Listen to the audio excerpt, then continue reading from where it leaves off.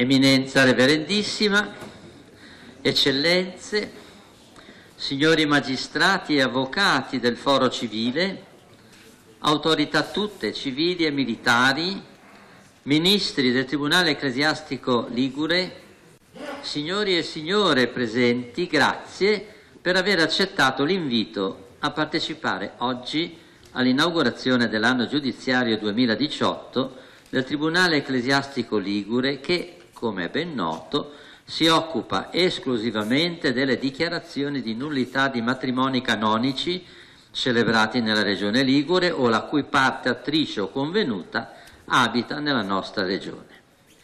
Il Tribunale interdiocesano è ora a servizio di 6 diocesi liguri: Genova, Chiavari, La Spezia Brugnato Sarzana, Savona Noli, Tortona, Albenga Imperia. Un affettuoso e riverente saluto a Sua Eminenza il Cardinale Angelo Bagnasco, che è moderatore del nostro Tribunale e che il Santo Padre, con nostra somma gioia, ha confermato nella guida della nostra diocesi e quindi anche del nostro Tribunale.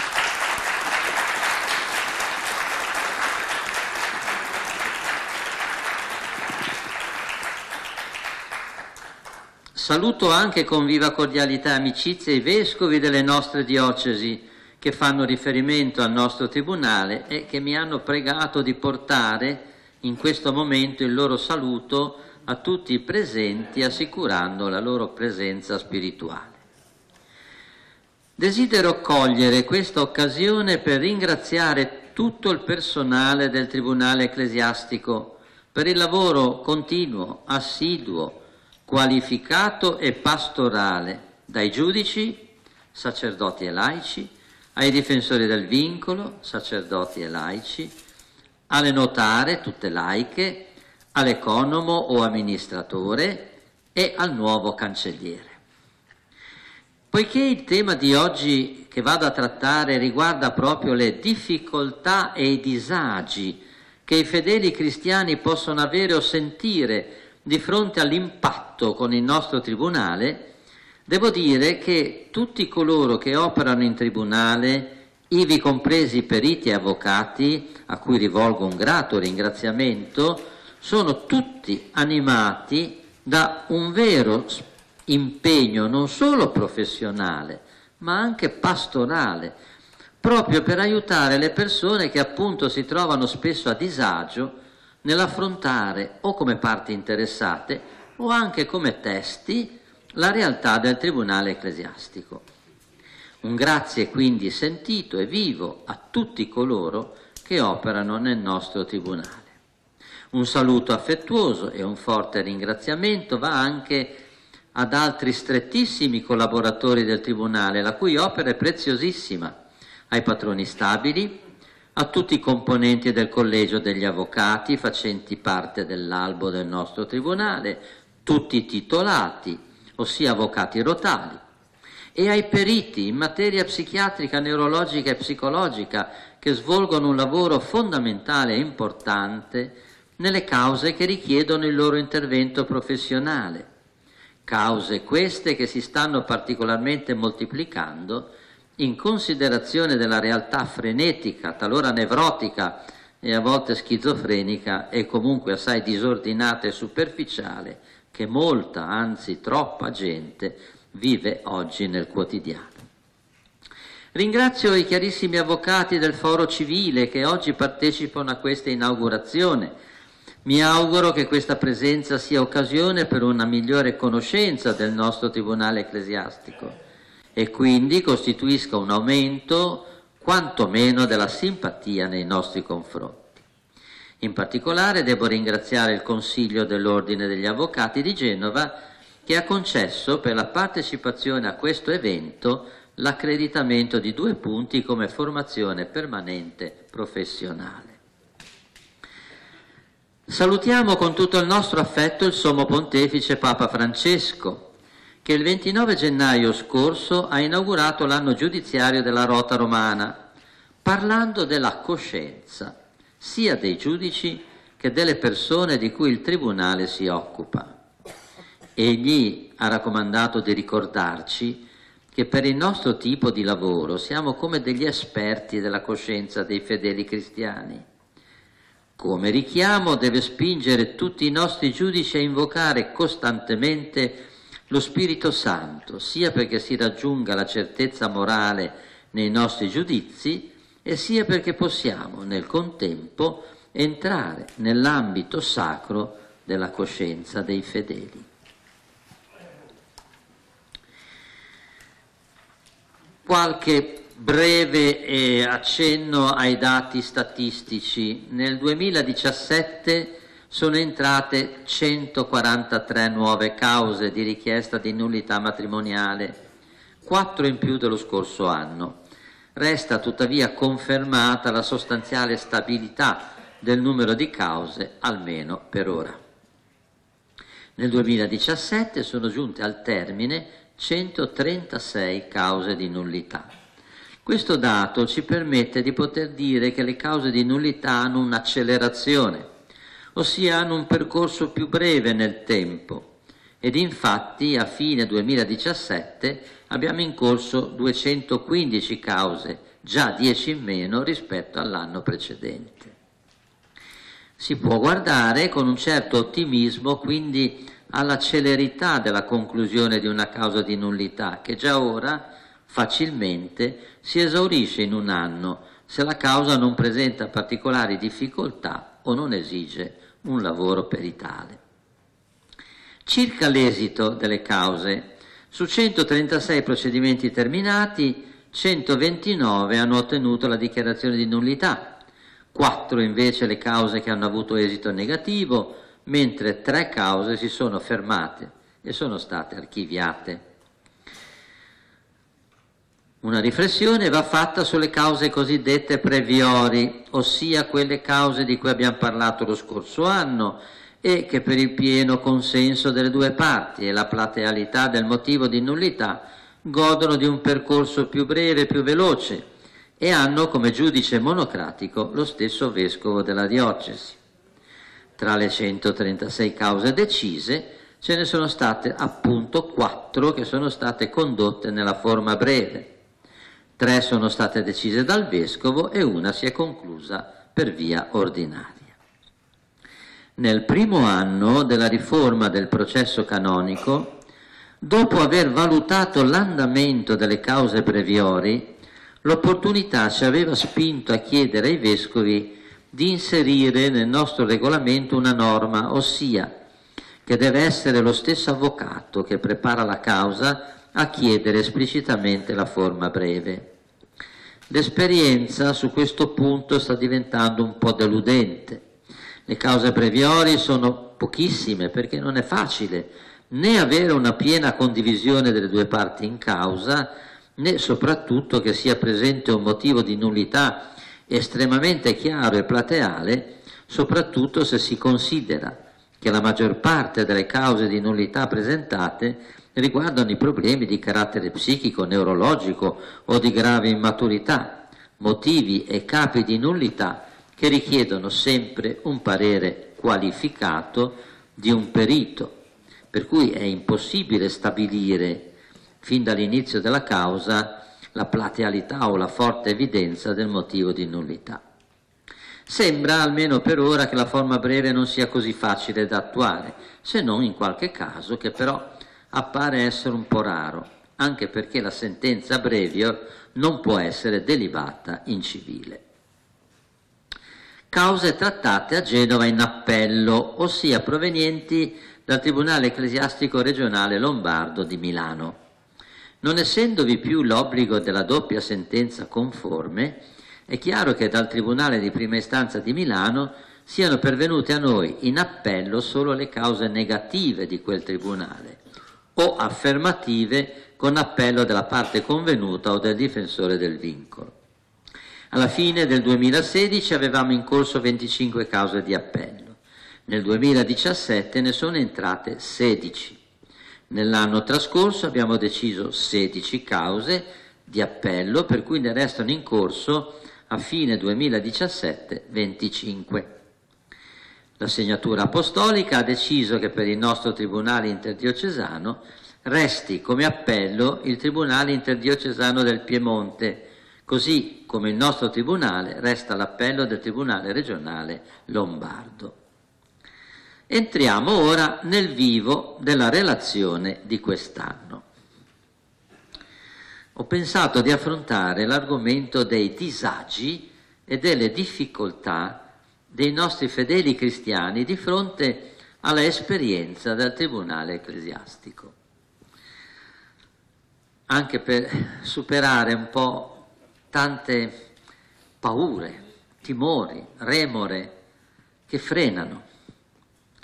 Oggi, come conclusione di questo mio intervento, raccomanderò di prendere sempre in esame da parte dei fedeli cristiani che abbiano contratto il matrimonio sacramento la possibilità di ricorrere alla dichiarazione di nullità nell'ipotesi che il proprio matrimonio fosse fallito.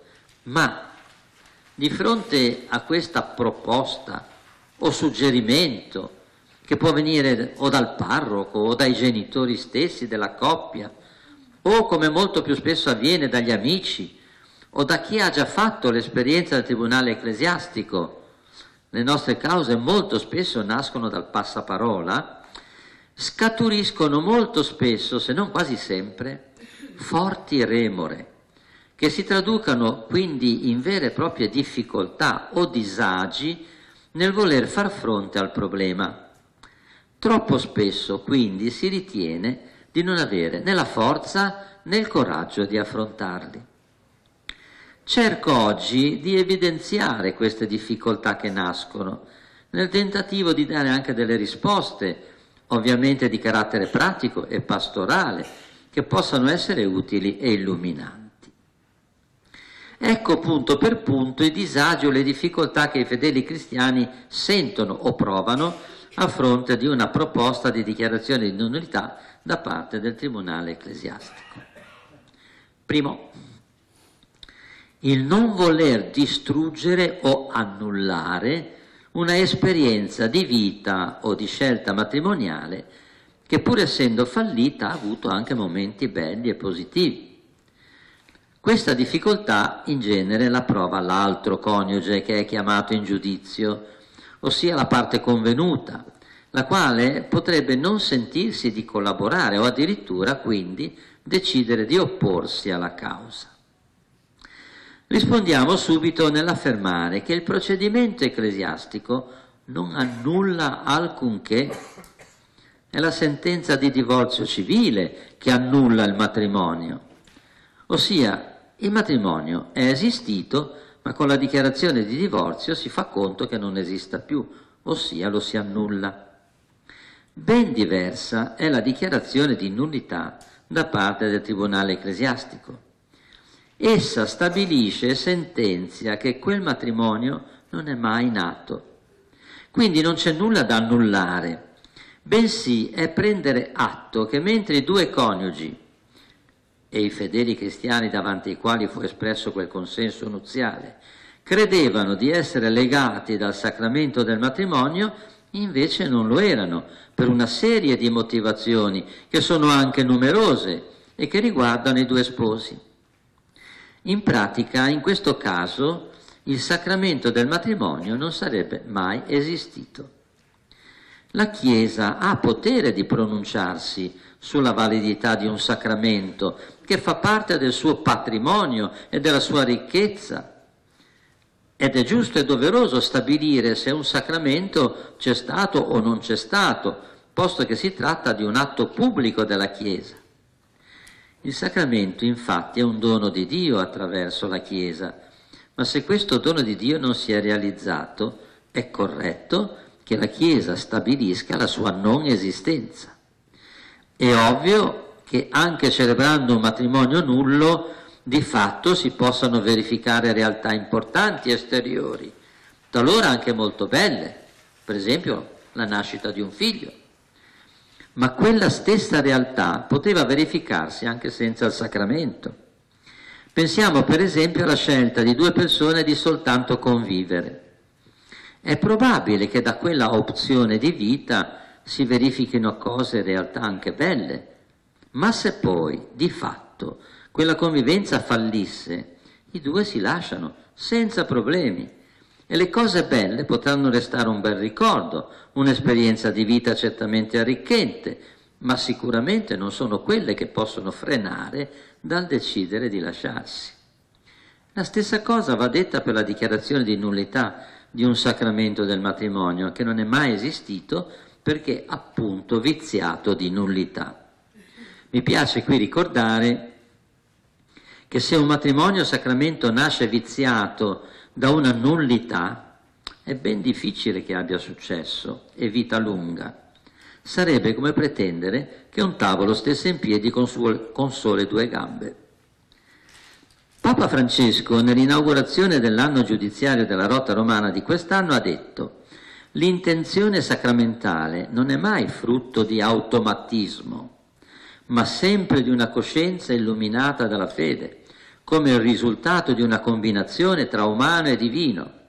In questo senso l'unione sponsale può dirsi vera solo se l'intenzione umana degli sposi è orientata a ciò che vogliono Cristo e la Chiesa. La consapevolezza di tutto ciò richiede l'apporto e l'intervento della Chiesa stessa attraverso persone competenti quali quelle del Tribunale Ecclesiastico. Secondo, la difficoltà orora ricordata tanto più diventa rilevante se da quel matrimonio sono nati dei figli. L'annullarlo sarebbe fare un torto alla prole nata. Che cosa ne è dei figli con la nullità? Chi sono e come restano? Si annullano anche loro? Che cosa diciamo o spieghiamo ai nostri figli? Queste le domande che la gente si pone. Non ci nascondiamo che questa è forse la difficoltà più grossa, in qualche modo, da superare. Cominciamo subito a riflettere sul fatto che purtroppo i figli hanno già vissuto il grave trauma della separazione dei 2 genitori, il travaglio dell'annullamento del matrimonio genitoriale con il divorzio che segue a sprombattuto dopo la separazione e magari anche della nuova realtà dell'uno o di entrambi i genitori di essere uniti ad un'altra persona. In genere, infatti, la dichiarazione di nullità è sempre successiva alla separazione e al divorzio, per cui i problemi, i disagi e le preoccupazioni per i figli bisognava porseli prima e non ora, a fronte della richiesta di dichiarazione di nullità. La sentenza del Tribunale Ecclesiastico innanzitutto non è traumatica per i figli, i quali, come è ben noto, restano quelli che sono, ossia figli legittimi, con un padre e una madre ben determinati, detenendo tutti i diritti e i doveri verso i genitori biologici, i quali mantengono esattamente tutti i doveri verso di loro. I figli non dovrebbero mai essere coinvolti in una causa di nullità che riguarda solo lo stato dei 2 genitori, ma che non cambia nulla per loro. Al limite potrebbero anche non essere neppure informati della causa di nullità. Purtroppo invece spesso si vuole coinvolgere la prole servendosi proprio della causa di nullità per inculcare o poter dire loro: ecco, guarda chi era tuo padre o tua madre. La nostra esperienza invece dice che se le cose si svolgono con serenità, se i figli non sono coinvolti nella causa di nullità che non li riguarda, alla fine sono ben contenti che l'uno o entrambi i genitori si risposino con un'altra persona, con cui forse hanno già celebrato il secondo matrimonio civile, con rito sacramentale, realizzando una pienezza di vita anche sotto il profilo religioso.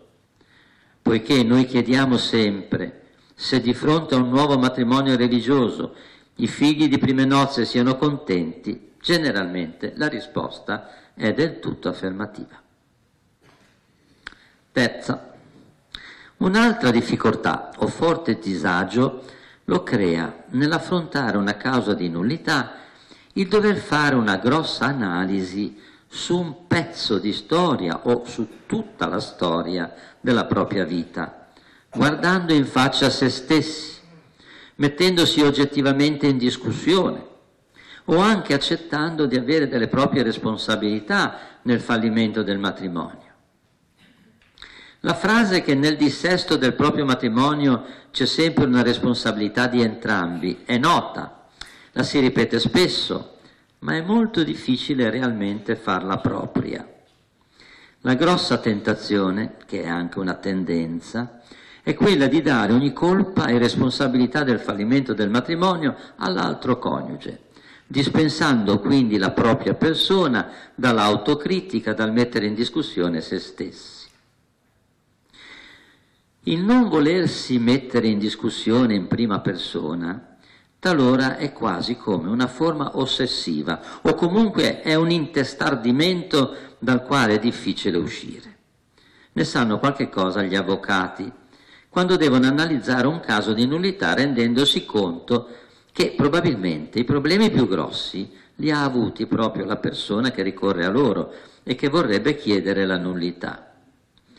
In questi casi gli avvocati si assumono il compito difficile di far aprire gli occhi e di far capire quanto importante sia stato il ruolo negativo in quella vicenda matrimoniale proprio dalla persona che hanno davanti.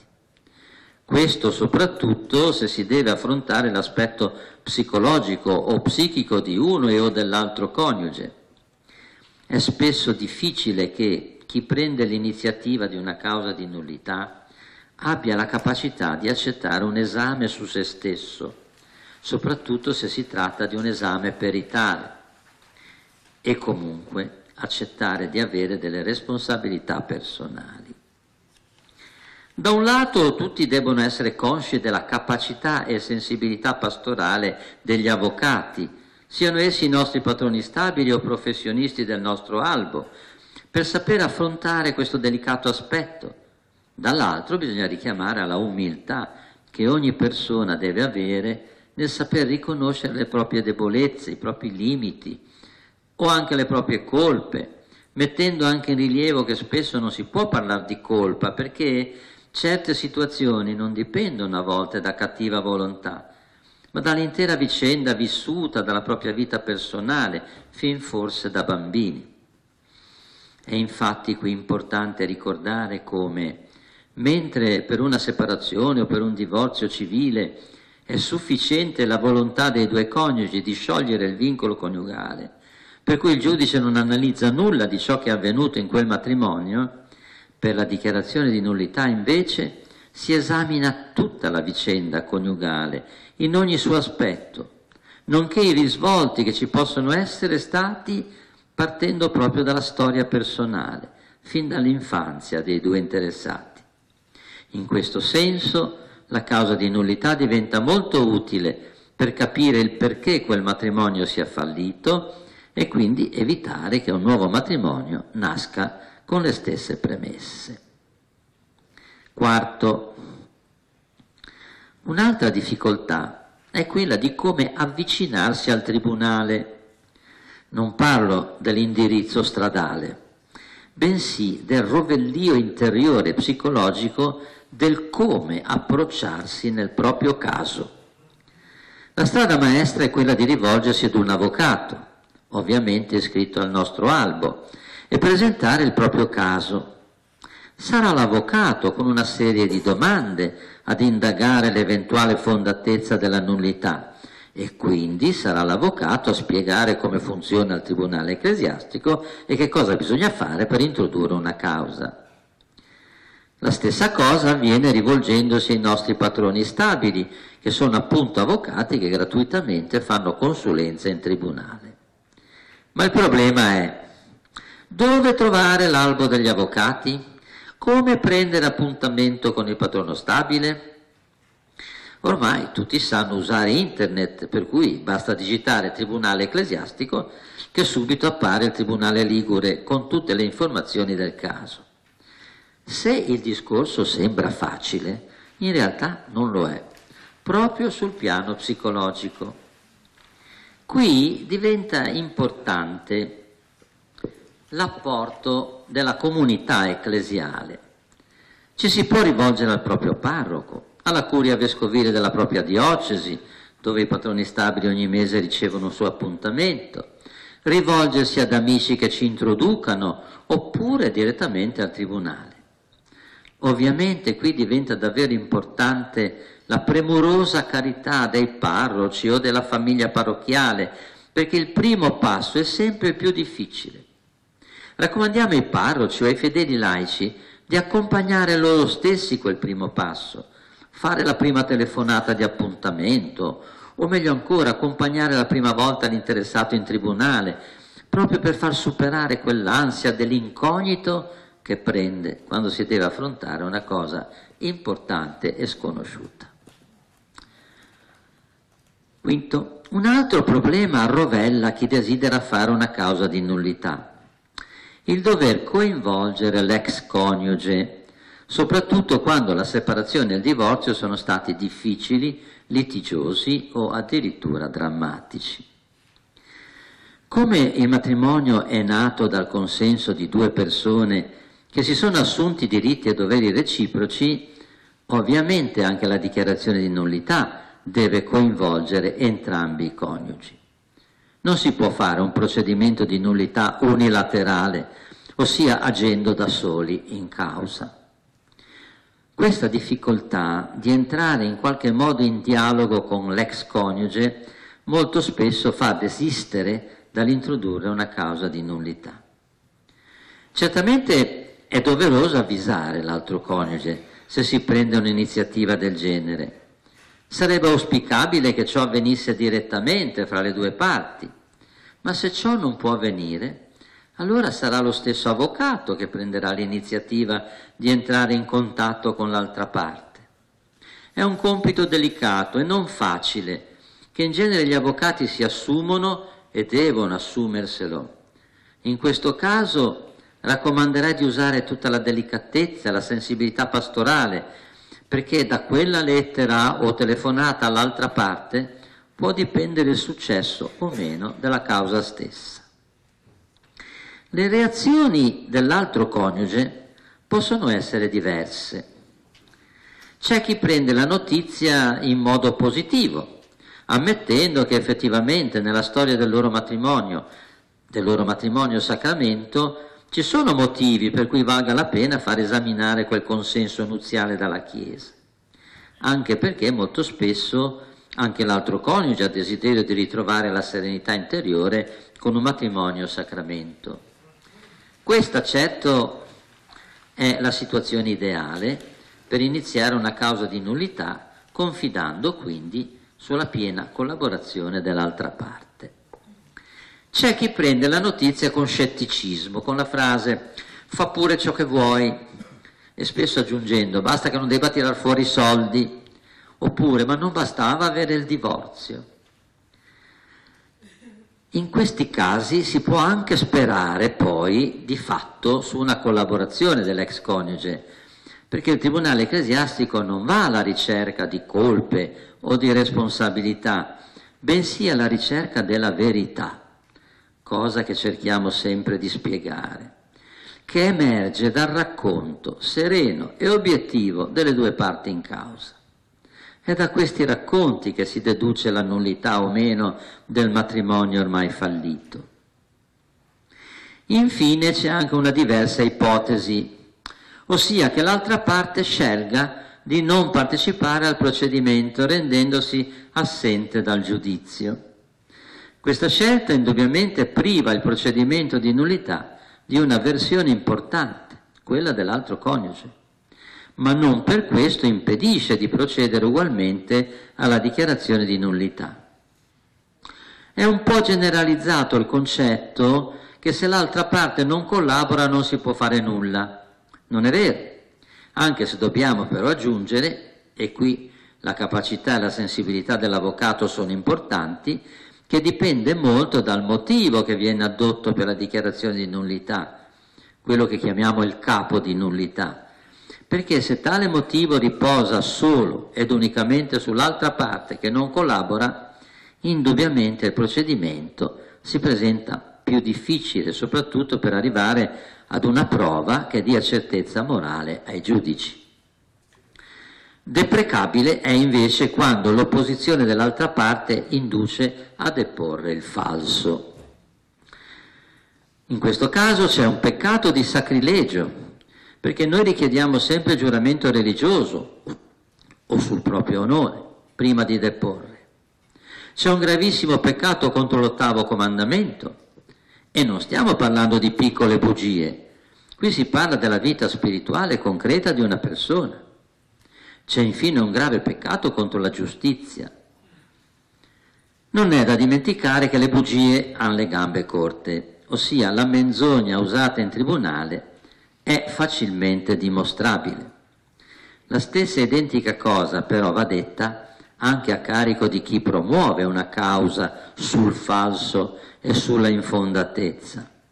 È bene ricordare che se anche è possibile ingannare gli uomini, Dio non lo si può ingannare.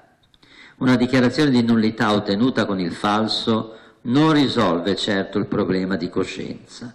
Un giorno o l'altro ci si dovrà confrontare con Dio. E Papa Francesco, sempre nel discorso sopra ricordato, afferma: l'opera dei tribunali deve svolgersi nella sapienza e nella ricerca della verità. Solo così la dichiarazione di nullità produce una liberazione della coscienza. È invece semplice rispondere alla preoccupazione dell'altra parte di dover tirar fuori soldi per il processo di nullità. Deve essere ben chiaro che la parte convenuta, ossia l'altro coniuge che viene coinvolto nella richiesta di nullità, non deve assolutamente sborsare neppure €1, salvo il caso in cui, volendosi decisamente opporre alla causa di nullità, anche forse per difendere la verità, scelga di farsi difendere da un proprio avvocato di fiducia o da un patrono stabile. Nei nostri procedimenti di nullità chiediamo sempre alla parte che promuove la causa l'assistenza di un avvocato, perché altrimenti senza di quello avremo tante difficoltà di tipo procedurale. Ma non è assolutamente necessario che la parte convenuta si nomini un proprio avvocato, salvo appunto che non voglia a tutti i costi opporsi alla causa. Infine è opportuno ricordare che le udienze, ossia gli interrogatori delle due parti e dei testi, avvengono sempre in modo del tutto riservato. Le due parti in causa non si incontrano mai, l'interrogatorio è condotto dal giudice e verbalizzato da un notaro, normalmente non sono presenti altre persone, anche se è diritto del difensore del vincolo assistere agli interrogatori, come lo stesso diritto ha anche l'avvocato o gli avvocati. Insomma, non esistono processi davanti ad un pubblico, né interrogatori alla presenza di altre persone estranee. Ogni interrogatorio si svolge in un semplice ristretto locale o d'ufficio. 6. Affrontiamo anche l'altra annosa difficoltà, che difficoltà non è, ma l'immaginazione collettiva continua a credere che per avere la dichiarazione di nullità ci vogliano tanti soldi. Questo argomento lo abbiamo trattato già molte volte, ma riuscire a far cambiare mentalità è difficile. Papa Francesco ha ripetuto 100 volte che la causa di nullità deve essere gratuita, perché si tratta della valutazione di un sacramento della Chiesa. Di fatto gratuita lo è. Se una persona non è in grado di tirar fuori neppure €1, rivolgendosi ai nostri patroni stabili, sia per consiglio sia scegliendoli come avvocati per la loro causa, non devono spendere assolutamente nulla e la causa è totalmente gratuita. I vescovi italiani, giustamente, se una persona è in grado di farlo, chiedono un piccolo contributo, molto piccolo rispetto alle spese del tribunale. Potremmo dire che è quasi un'elemosina, che è di €525, che può diminuire nella sua entità se una persona non fosse in grado di affrontare quella cifra. Spesso la situazione economica attuale spinge le persone a versare quella cifra ratealmente. Come si è già detto, nulla viene richiesto alla parte convenuta, salvo che non voglia scegliersi un proprio avvocato per difendersi. È chiaro che se una persona si rivolge ad un avvocato, questo deve essere giustamente remunerato, salvo che non si rivolga a uno dei nostri patroni stabili. Sono due avvocati che svolgono comunque e sempre funzione di consulenza e, specie se vi sono problemi economici, possono essere scelti come avvocati. In questo caso nulla è dovuto al patrono stabile, che è remunerato dal tribunale. Pertanto, in questo caso, la causa di nullità, per chi può, viene a costare euro 525. Chi desidera invece rivolgersi ad uno studio professionale, esiste l'albo dei nostri avvocati, ovviamente rinvenibile nel sito del nostro tribunale, che pertanto debbono essere remunerati con un compenso che è stato fissato in modo tassativo dagli stessi vescovi italiani. Settimo, questo argomento mi permette di affrontare un'altra difficoltà o disagio o timore nei nostri fedeli che vogliono ricorrere al tribunale ecclesiastico. Sia la figura dell'avvocato e sia poi soprattutto la figura del giudice che interroga sono visti, pensati come persone severe, che dall'alto del loro compito giudicano, indagano, investigano. In effetti non ci nascondiamo che appare palese l'atteggiamento di ansia, di timore, di timidezza delle parti in causa quando devono essere interrogate, ma la stessa cosa spesso la riscontriamo anche nei testi che si presentano a deporre. Nell'immaginazione e nel linguaggio spesso si pensa o si parla della Sacra Inquisizione di secoli fa, distorta poi dai soliti mezzi di comunicazione.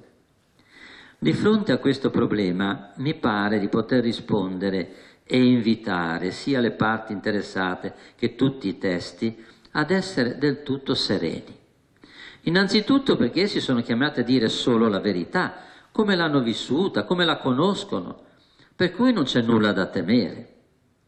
I timori ci sono quando invece si cerca o di occultare la verità o di evitare di dire proprio tutto per il timore di danneggiare la parte interessata o la causa stessa.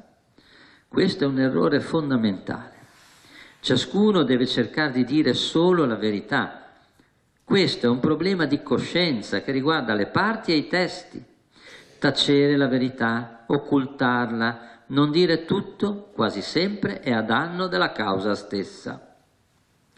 Quanto agli avvocati e ai giudici che interrogano, vorrei qui rilevare che i nostri avvocati, tutti, sono animati innanzitutto da spirito cristiano e poi da un grosso senso pastorale, ossia quello di cercare il bene della persona senza forzare la verità, senza alterarla, ma nell'ambito della obiettività.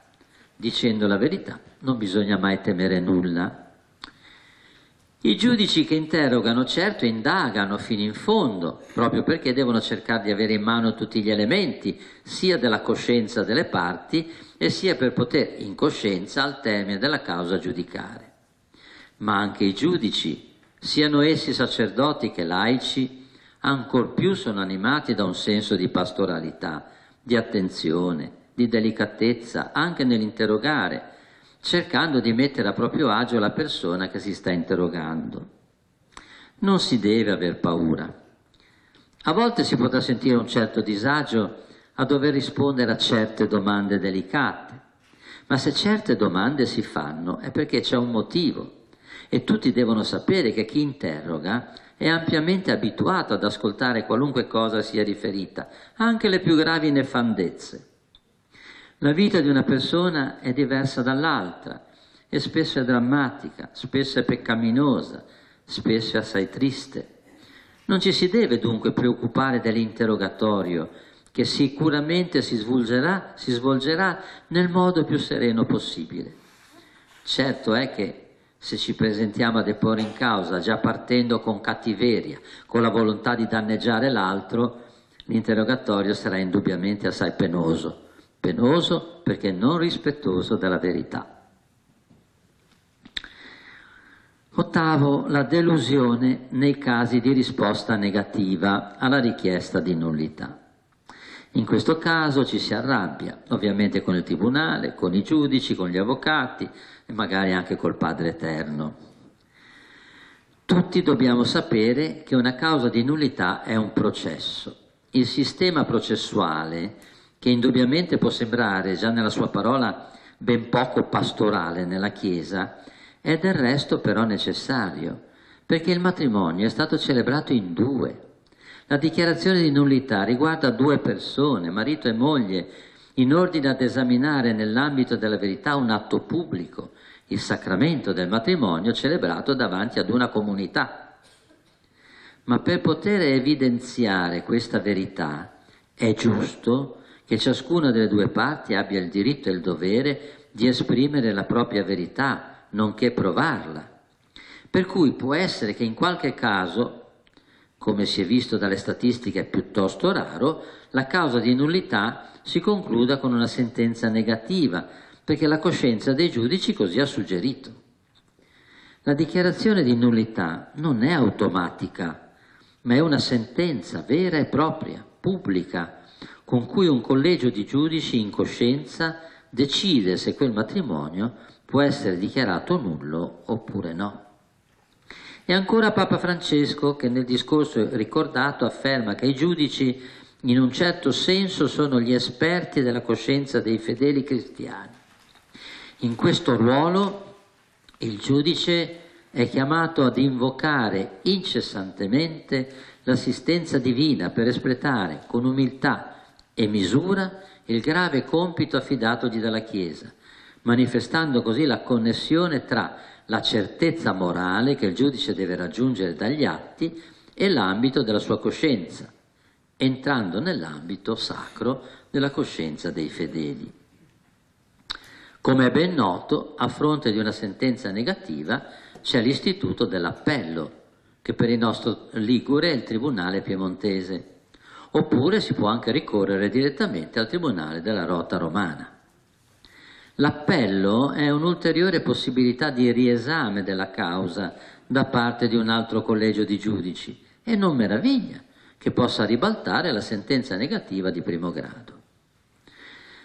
Vorrei però qui porre l'accento che la sentenza negativa non è un atto di cattiveria della Chiesa o dei giudici, è solo un atto di coscienza, come sopra ci ha ricordato Papa Francesco.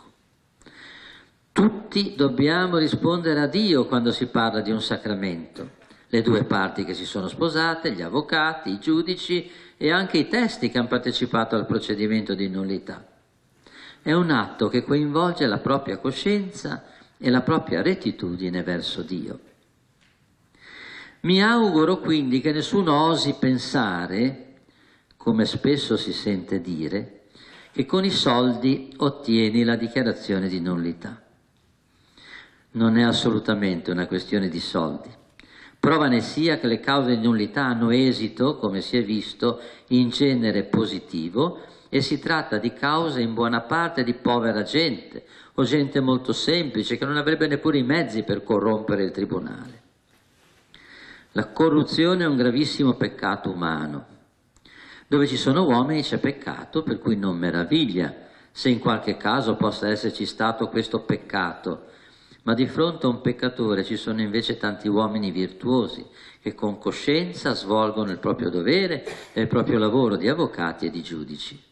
Stiamo infatti parlando di una istituzione della Chiesa.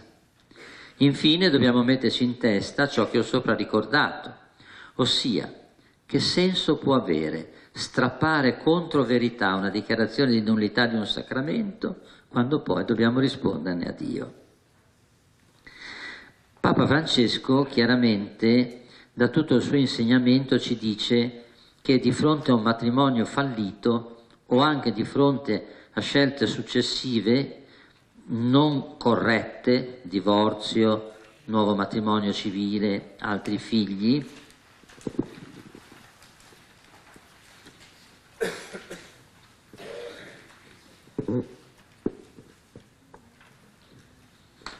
la prima cosa da fare è vedere se non sia possibile una dichiarazione di nullità del matrimonio sacramento. Negli scorsi anni ho dato ampio spazio ai motivi di nullità, che sono davvero tanti e in genere sconosciuti dai fedeli. Per cui, quando ci si separa definitivamente dal proprio coniuge, la prima cosa da fare per un cristiano è vedere se quel sacramento che è stato creato, che ha creato il matrimonio e che è fallito, non sia fallito proprio perché non è mai nato. Ossia si trattava di un consenso non valido.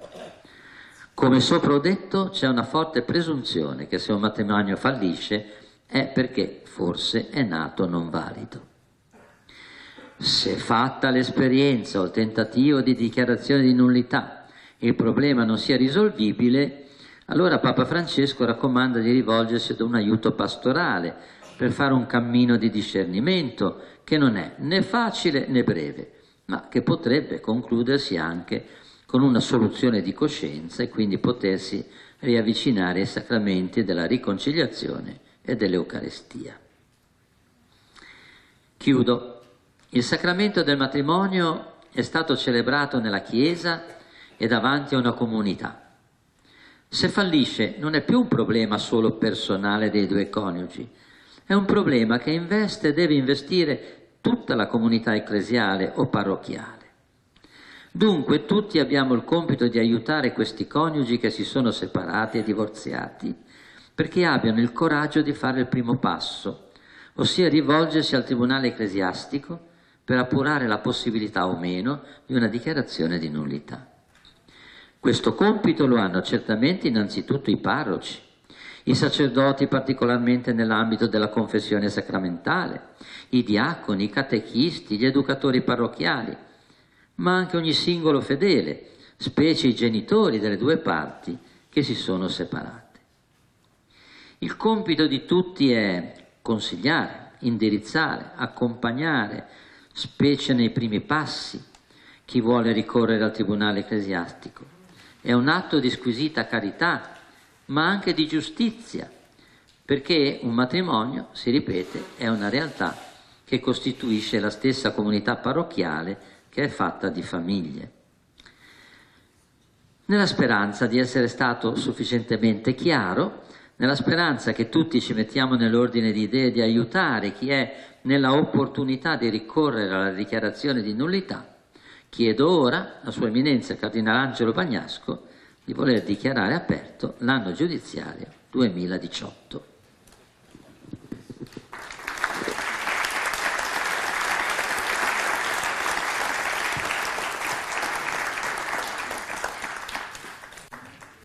C'è ora l'indirizzo di saluto del Presidente del Collegio degli Avvocati del nostro foro ecclesiastico. Grazie. Eminenza Reverendissima, Monsignor Presidente, illustri autorità, a nome del Collegio degli Avvocati del Foro Ecclesiastico porgo il più deferente saluto. Il Santo Padre Francesco, nella recente allocuzione ai giudici del Tribunale della Rota Romana, come già è stato ricordato, ha sottolineato come l'attività giudiziaria di quel tribunale, ma più in generale di ogni tribunale ecclesiastico, si esprima come ministero della pace delle coscienze, come bene esprime la formula con la quale, così diceva il Santo Padre, le vostre sentenze vengono emanate ad consulendum conscientiae o ut consulatur conscientia. Nella conclusione egli poi precisa che tale opera dei tribunali ecclesiastici deve svolgersi nella sapienza e nella ricerca della verità. Solo così la dichiarazione di nullità produce una liberazione delle coscienze. Al riguardo mi piace richiamare un'espressione del profeta Isaia, pax opus justitiae, spesso ripetuta nella tradizione cristiana e che diventerà il motto del grande Papa, il Venerabile Pio XII.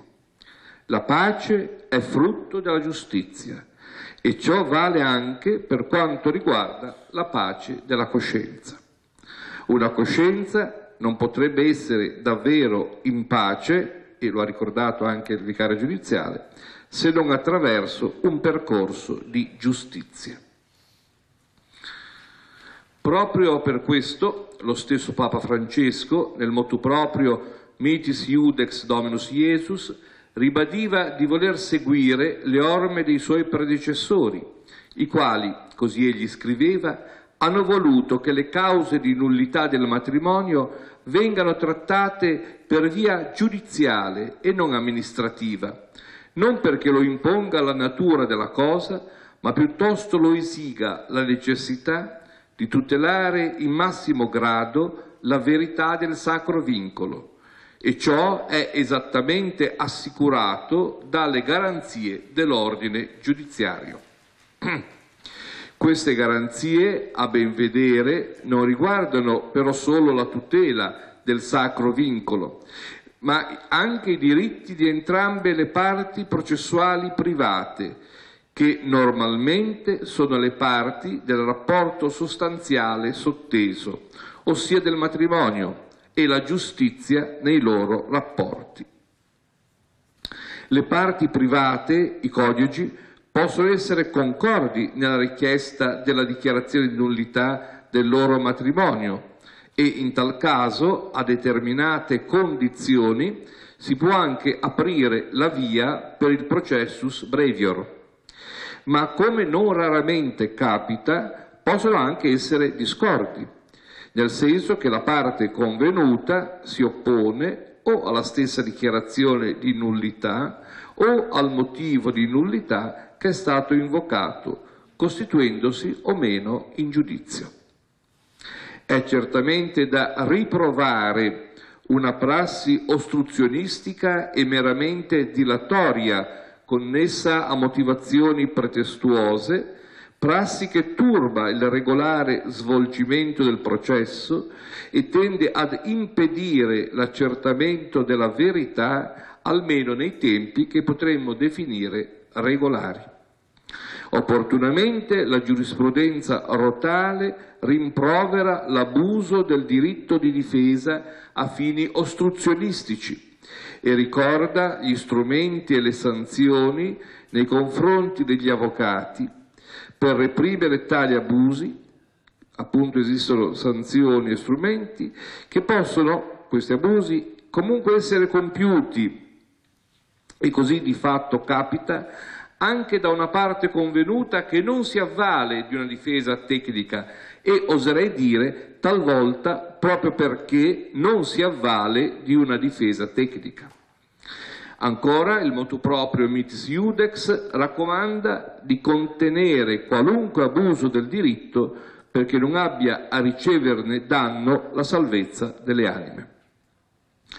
Ciò premesso, a me pare che proprio nel rispetto della obiettività dello strumento processuale e delle garanzie offerte dall'ordine giudiziario e quindi della giustizia nei rapporti tra le parti, non si possano, forse anche inconsapevolmente, nella rappresentazione dell'attività giudiziaria canonica, mettere in secondo piano o trascurare o peggio considerare come un fastidio le ragioni di chi, in coscienza, difende la validità del proprio matrimonio e quindi il proprio status.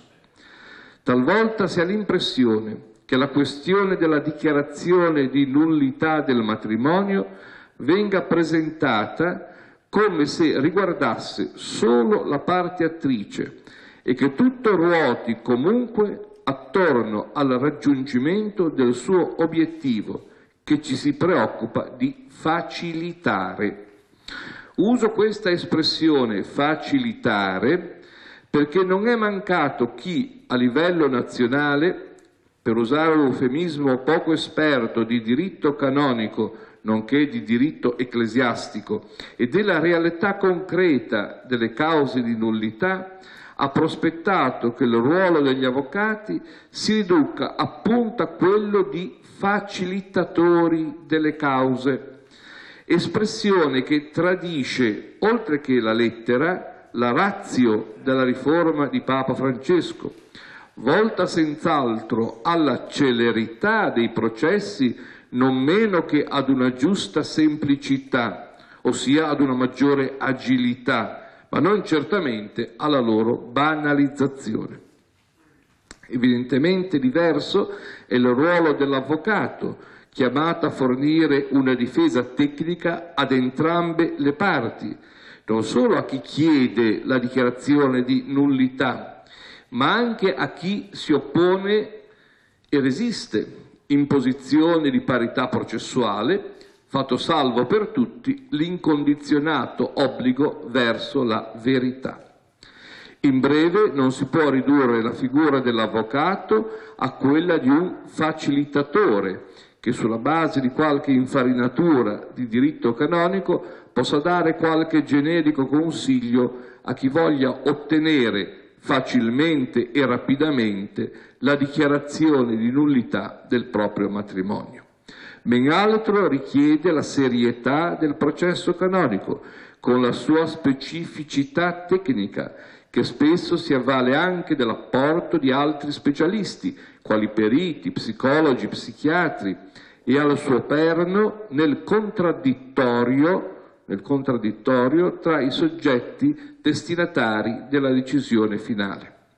La struttura del contraddittorio processuale rappresenta appunto un presupposto ed una garanzia indispensabile per raggiungere gli obiettivi sia di accertamento della verità, consentendo un più sicuro vaglio della autenticità o falsità delle rispettive asserzioni, sia di tutela della persona. Sotto quest'ultimo aspetto, il diritto fondamentale dei fedeli ad attuare le proprie posizioni giuridiche e a tutelarle in modo efficace non sarebbe protetto in modo davvero giusto ed umano se fosse realizzato in forma assoluta e totalitaria dalla pubblica autorità, anche ecclesiastica, senza consentire il concorso degli interessati alla formazione della decisione. Se l'amministrazione della giustizia è un servizio alla persona, si deve esercitare con strutture e modalità rispettose delle sue legittime istanze ed autonomie, per le quali la figura dell'avvocato non è certamente secondaria. Grazie.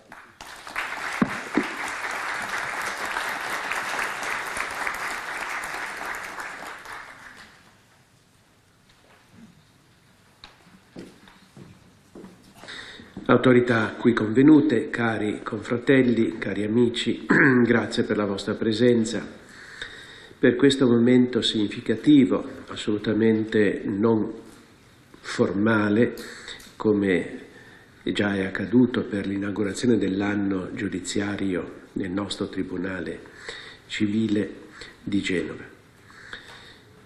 Abbiamo ascoltato dalla relazione ampia, articolata, sempre puntuale di Monsignor Rigon e poi dall'intervento del Presidente del Foro degli Avvocati Ecclesiastici della Liguria, abbiamo ascoltato delle considerazioni che ci rimettono a fuoco ancora una volta, non ce n'è bisogno, ma è sempre opportuno ritornarci sopra, circa la delicatezza, l'importanza, il grande impegno che il Tribunale Ecclesiastico rispetto alle cause di nullità richiede.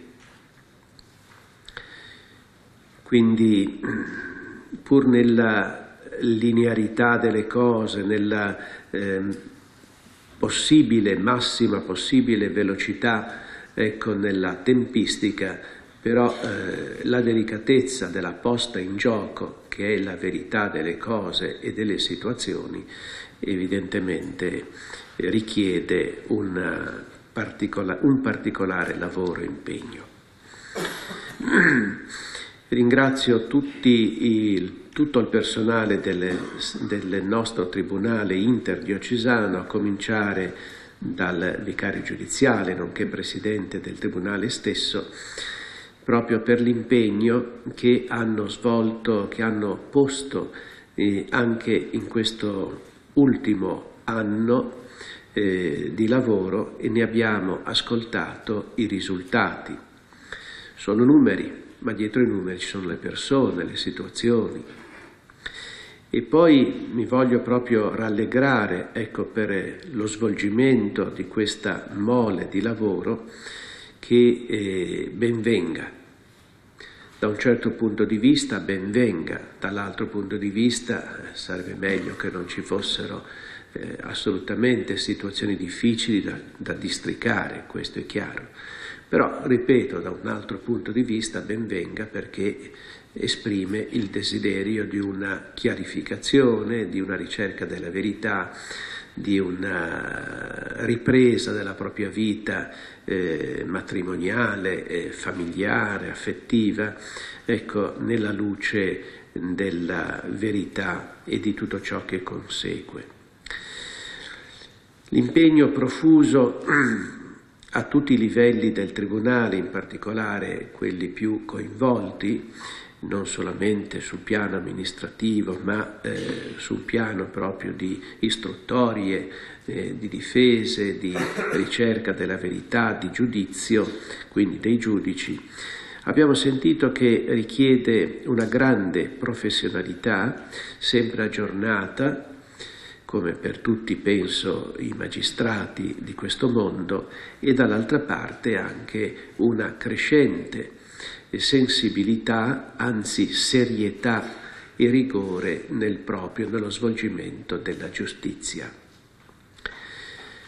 Serietà e rigore che anche qui non devono mai essere date per scontate, perché, come dicevo poc'anzi durante l'omelia, tutte le cose vive, come ad esempio la fede, ma anche la nostra serietà, la nostra professionalità e via discorrendo, nell'amministrare la giustizia, essendo cose vive, ecco, o crescono, sono custodite, curate, anche difese, e crescono quindi, oppure si spengono. Non c'è niente da fare. Vivere di rendita non è possibile. Sul piano delle cose, soprattutto del mondo, dello spirito e dell'etica, ma nonché della professionalità rispettiva. Quindi ringrazio veramente tutti i nostri attori, ecco, del nostro Tribunale, perché sono certo che la professionalità e la serietà, ecco, nell'amministrare questa giustizia, questo tipo di giustizia in ordine della verità, sono ben rispettati. E esorto a continuare e a crescere. Quello che io ho detto adesso, con parole molto più alla buona, il Santo Padre è custodito ed espresso magistralmente dalle parole che sono state citate da Monsignor Rigon, le parole del Santo Padre. L'opera dei tribunali deve svolgersi nella sapienza e nella ricerca della verità. Solo così la dichiarazione di nullità produce una liberazione delle coscienze. Questo, ecco, è un criterio fondamentale e fondativo non solamente dell'opera del tribunale ecclesiastico, ma della vita cristiana, della missione della Chiesa.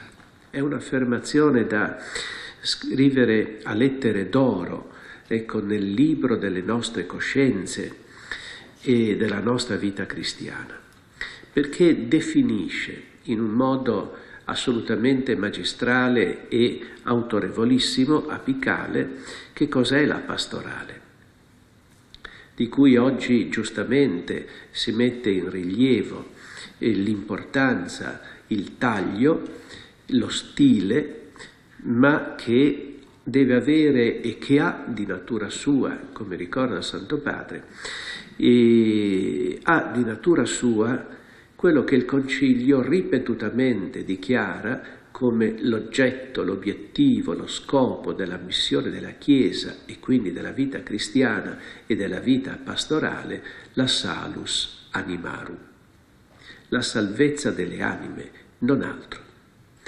Tutto quello che la Chiesa, tutti noi lo sappiamo, cerca di fare nelle sue attività, nelle sue organizzazioni, nelle sue iniziative, con le sue risorse, dirò una parola alla fine sull'argomento, e ha come scopo mai l'affermazione di se stessa e mai la compiacenza del mondo, mai dello spirito del mondo, ma ben altro e ben di più la salvezza, la salus animarum. Ecco perché il Santo Padre, anziché usare la salus animarum in termini direi quasi più esistenziali, direttamente esistenziali o antropologici, se così vogliamo dire, dice che parla della liberazione delle coscienze. La liberazione delle coscienze è solo nella verità, dice il Papa, perché è nella verità che noi incontriamo la verità assoluta, che è Cristo. È Lui che ci libera. La verità piena, io sono la via, la verità e la vita. Tutti i frammenti di verità, per quanto importanti nella vita terrena, sono espressioni, sono barlumi importantissimi, sono anticipazioni necessarie, sono vie, sentieri verso la grande e piena verità che è Cristo. Incontrare la pienezza della verità attraverso le nostre piccole verità, piccole ma significative verità umane, a volte così complesse, così intricate, così a volte decadenti, ma sempre redimibili. Ecco, incontrare questo è la nostra salvezza. Il cielo, il paradiso, la vita eterna, come vogliamo chiamare le cose, il catechismo della Chiesa Cattolica, sono in fondo il nostro vero destino. Ecco allora che camminare nelle verità parziali nel tempo è preludio ed è via alla grande verità definitiva che è il cielo, che è Dio, già su questa terra. Questa liberazione delle coscienze, quindi questa salus animarum, riguarda non solamente i destinatari delle vostre sentenze, ma riguarda anche voi che le mettete.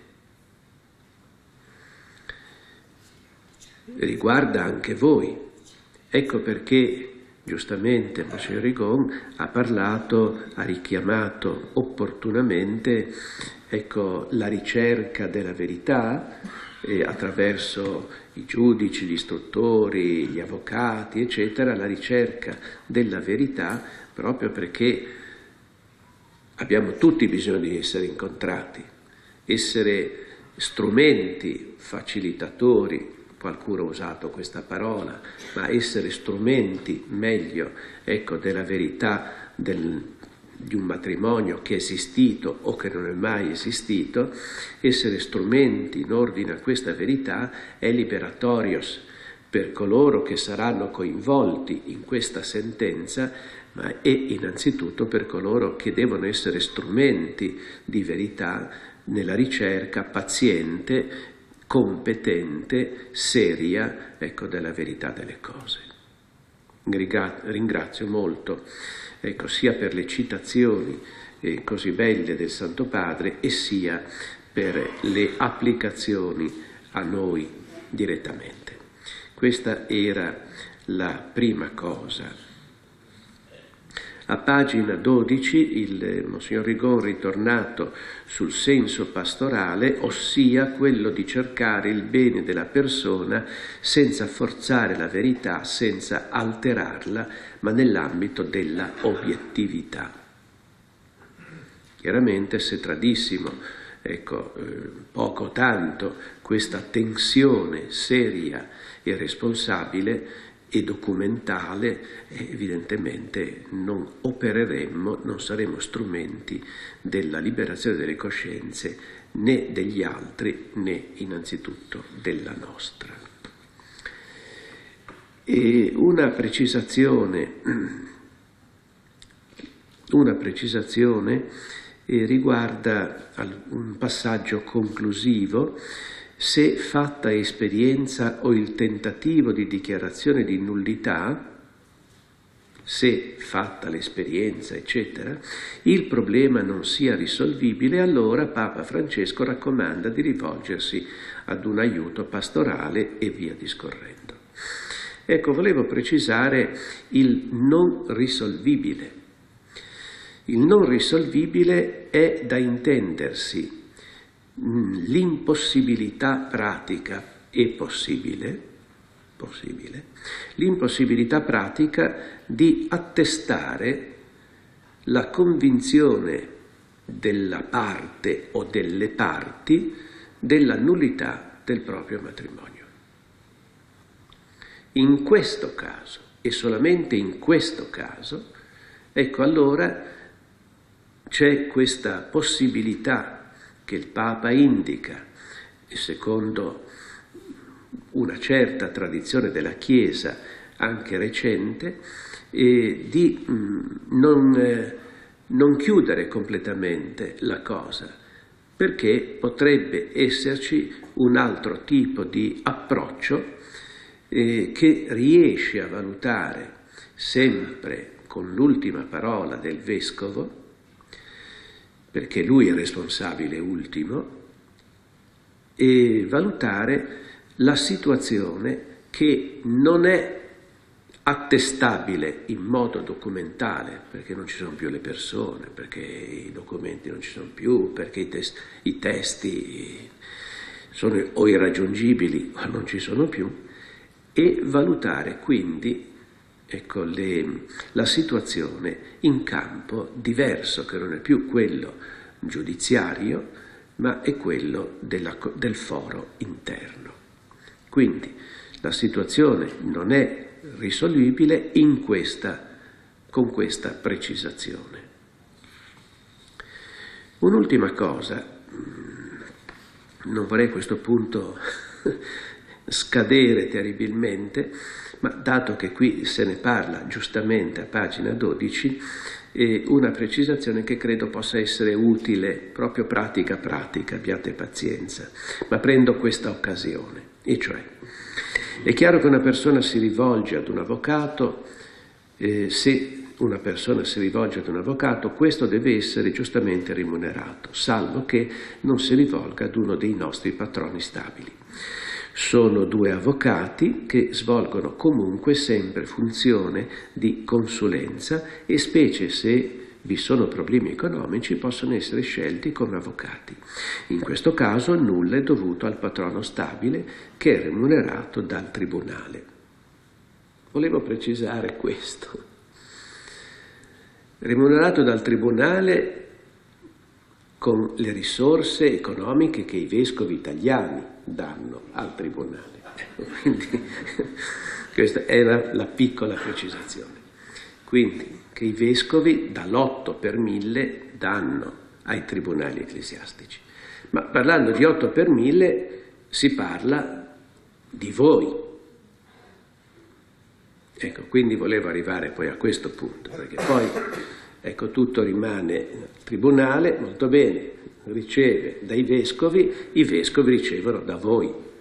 Ecco, volevo questa chiarificazione, perché mi pare che sia anche utile per dare volto, concretezza a questo 8 per 1000 che è lì, a volte sembra rimanere un po' per aria, chissà dove va, chissà cosa si fa, e poi arriva in parte 15 milioni all'anno sono per tutti i tribunali ecclesiastici in Italia, in base chiaramente a dei parametri, a delle rendicontazioni, a dei consuntivi, a dei preventivi, ecco, e quelli da anni, questa cifra, dall'8 per 1000 che voi versate, voi tanti altri, ecco, vengono dai vescovi distribuiti alle regioni ecclesiastiche per mantenere soprattutto, non tanto la struttura eccetera, bene anche un po' quella, ma anche il lavoro giusto dei patroni stabili che ci sono nelle diverse, proprio a vantaggio di coloro che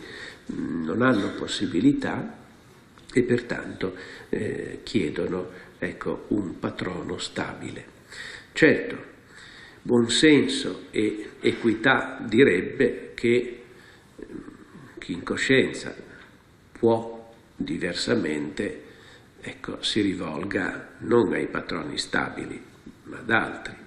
E questo è evidente, per il bene comune, per una equità. Però il diritto dice che chiunque, ecco, può, non si va a chiedere delle pezze giustificative. Però la coscienza vorrebbe che, ma questo è un altro discorso.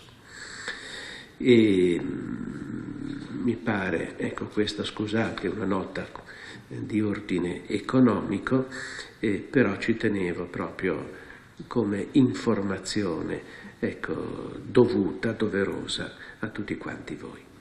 Con questo ringrazio ancora il vicario giudiziale, tutti gli altri sacerdoti e laici che a qualunque titolo operano nel nostro Tribunale Ecclesiastico e dichiaro aperto l'anno giudiziario 2017-2018.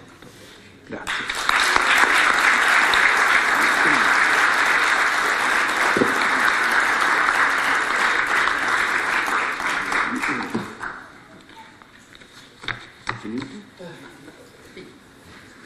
Ma io volevo dire ancora qualcosa.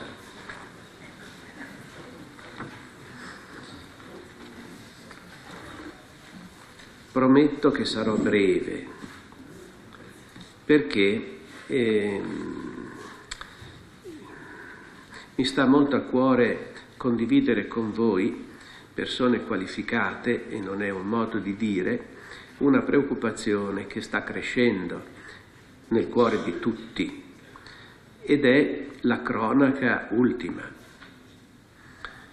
e che vede protagonisti minorenni, ragazzini, ragazzotti, e che hanno comportamenti violenti verso i genitori o i docenti nelle scuole, oppure verso i coetanei, via discorrendo.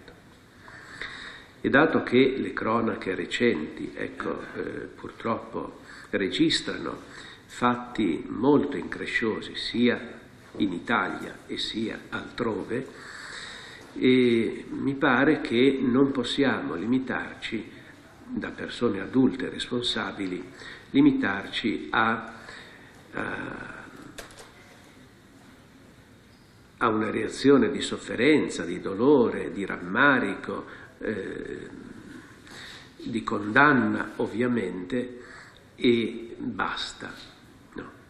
Credo che non sia basta per nessuno, evidentemente, tanto più, ripeto, in questa sede, in questo contesto, e con voi, persone di responsabilità grandi. E allora volevo condividere questa preoccupazione che tutti noi abbiamo, ma rimandarla alla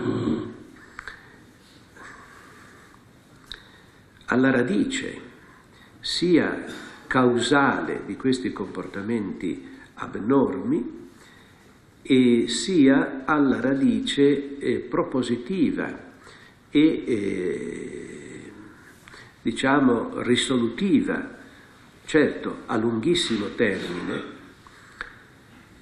di fronte a queste situazioni, perché sono fatti, questi come altri, ma questi ci colpiscono maggiormente perché sono dei ragazzini che entrano in gioco, e preoccupazione, sono gli esempi, i sintomi di una situazione generale che è deteriorata. Di fronte a questi episodi, ecco, di solito la reazione è la giustizia. La giustizia deve intervenire, le forze dell'ordine e via discorrendo. Non si può accettare questo, quello, ci si scandalizza giustamente e via discorrendo. Però tutti noi sappiamo benissimo che tutto questo è necessario, ma non è sufficiente. Non è sufficiente. E quindi bisogna andare molto più alla radice. La sicurezza, la magistratura, le sentenze, le correzioni, via discorrendo. bisogna andare a cercare, facendo questo, andare più alla radice. E la radice è quello che i vescovi italiani, in questo decennio che va verso la conclusione, hanno messo a tema dell'anno di questo decennio pastorale, che è la sfida educativa, è l'educazione. La legge, le leggi sono necessarie, non sono sufficienti se non nascono e se non presidiano un contesto umanamente educato, una coscienza umanamente educata, perché lo vediamo, non è sufficiente. Il tema dell'educazione, della coscienza e comunque dell'educazione integrale della persona è il tema, è la più grande che personalmente, che io non sento assolutamente affrontato. Poco, non assolutamente, poco affrontato. Ma che è la questione delle questioni. Questo vale per il nostro Paese, vale forse ancora di più per il resto dell'Europa. Ma è questo il punto di leva. Altrimenti ci illudiamo di andare avanti con delle legislazioni, no? Sempre più puntuali, sempre più precise, sempre più microscopiche e puntuali, che non possono mai esaurire la vita, evidentemente, e pertanto saranno sempre dei nani di fronte a dei giganti, o meglio dei mostri.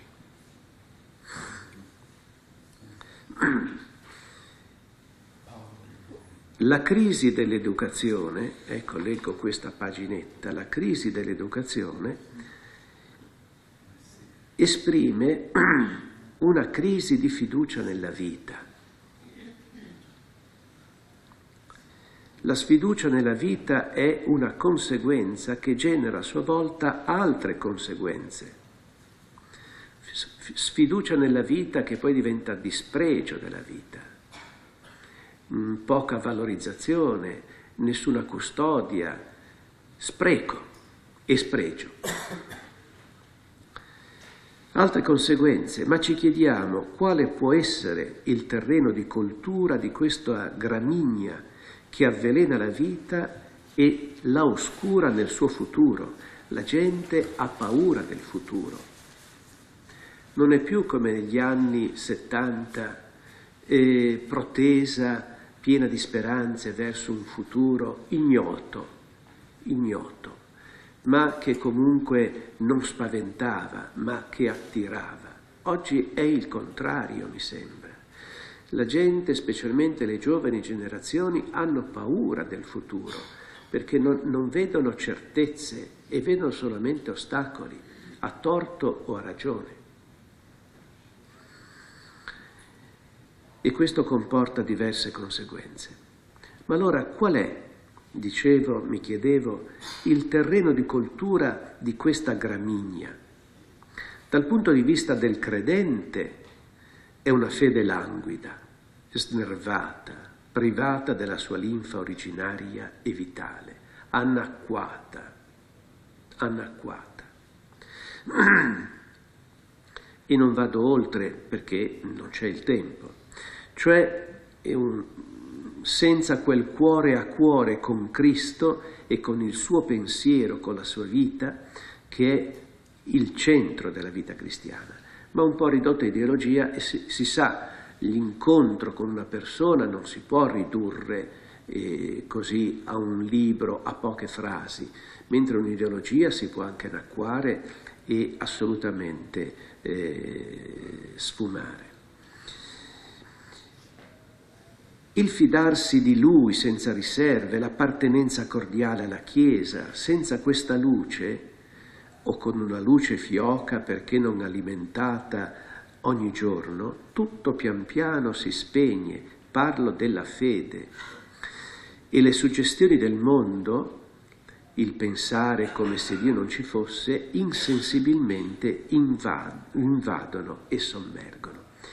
Quindi il terreno di coltura di questa sfiducia nella vita che causa dei comportamenti abnormi, aberranti, non solo in età adulta ma in età giovanissima, che ci fanno raccapricciare, certamente da una parte è dovuta a questa fede languida che ci mette come credenti in serio esame di coscienza. Ma, secondo, la crisi dell'educazione può dipendere non solamente da questo snervamento della fede, ma anche da una crisi della ragione. Se guardiamo i movimenti culturali che sembrano dominare la piazza, dobbiamo riconoscere che un ospite inquietante si aggira in Europa, direbbe qualcuno, ed è il nichilismo, cioè il nulla di significato, il nulla di senso, il nulla di valore, nulla valore. Nichilismo. Esso penetra i sentimenti, confonde i pensieri, cancella prospettive e orizzonti, fiacca l'anima, rende le passioni tristi ed esangui. Lo vediamo a volte nelle nostre strade. Tanti giovani, pieni di speranze, con la giovinezza nell'anima, nel corpo più che nell'anima, studenti che vivono così, cercano di relazioni, che hanno tutto, salute, ma sono tristi. Si ubriacano dello stare insieme per divertirsi, ma non sanno neppure come spesso, quando poi non ci si ubriaca di altro, ma la ubriacatura di fondo è questa: cerchiamo di divertirci, che vuol dire non pensare, come Pascal diceva. Se ci chiediamo che cosa significa nichilismo, Nietzsche ci risponde molto semplicemente che i valori supremi perdono valore. Sono le parole sue. I valori supremi perdono valore, hanno perso valore. Questo è il nichilismo. E poi continua, in Così parlò Zarathustra, cito alcune frasi che, secondo il suo stile, hanno una vena di poesia, di potenza. Vidi una grande tristezza invadere gli uomini. I migliori si stancarono del loro lavoro. Una dottrina apparve, una fede le si affiancò. Tutto è vuoto, tutto è uguale, tutto è stato. Che cosa è accaduto qua giù la notte scorsa dalla luna malvagia? Tutto il nostro lavoro è stato vano. Il nostro vino è divenuto veleno. Siamo divenuti noi tutti tristi. Tutte le fonti sono esauste, anche il mare si è ritirato. Fine delle citazioni.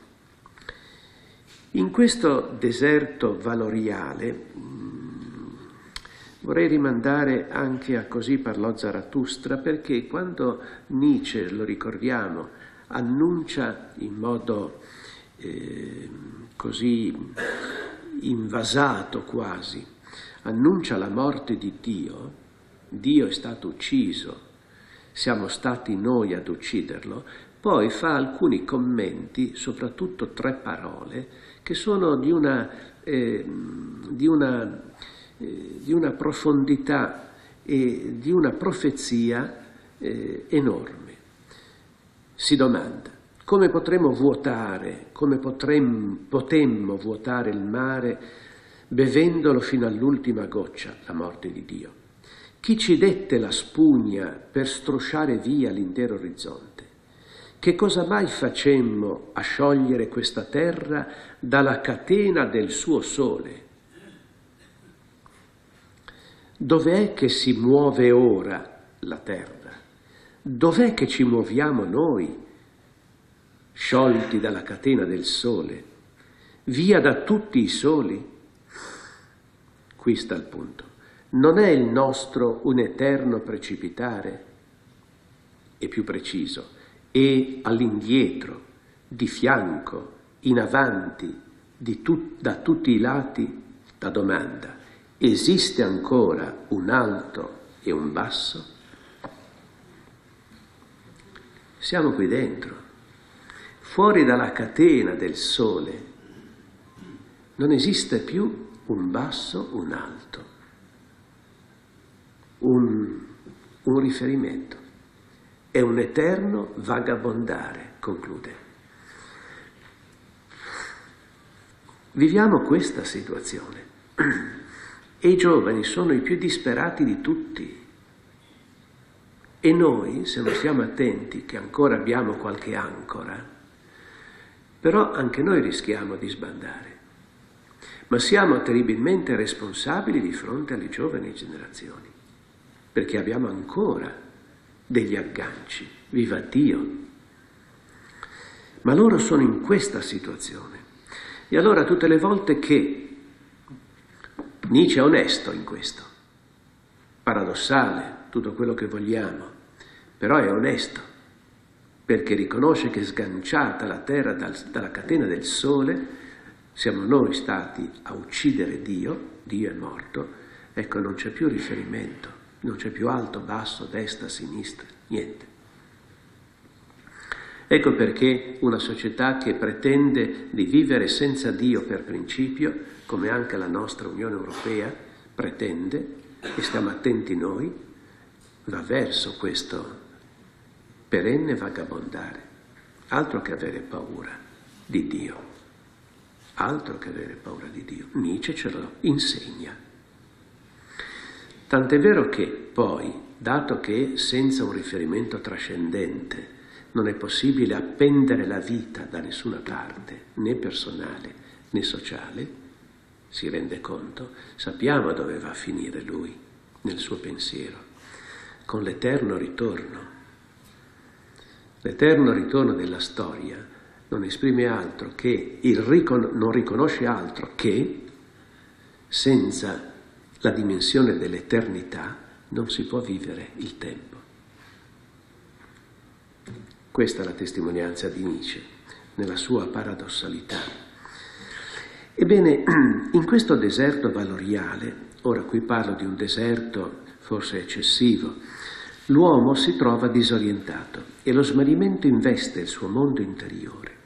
La costruzione di ciò che egli è in se stesso, del suo universo fatto di idee, sensazioni, sentimenti, slanci, emozioni, pulsioni, questo splendido, meraviglioso mondo che è la persona umana, è da ordinare però, altrimenti diventa una giungla, un orto non curato, c'è tutto e di più. Ma senza un criterio unificante, senza un centro, un unum latino verso il quale guardare, sarà possibile costruire quell'ordine vivo e dinamico che è la persona e di riflesso la società, senza il quale si vive senza capire niente di sé e affidandosi al richiamo più forte, che sono le sensazioni. È la cultura oggi delle sensazioni.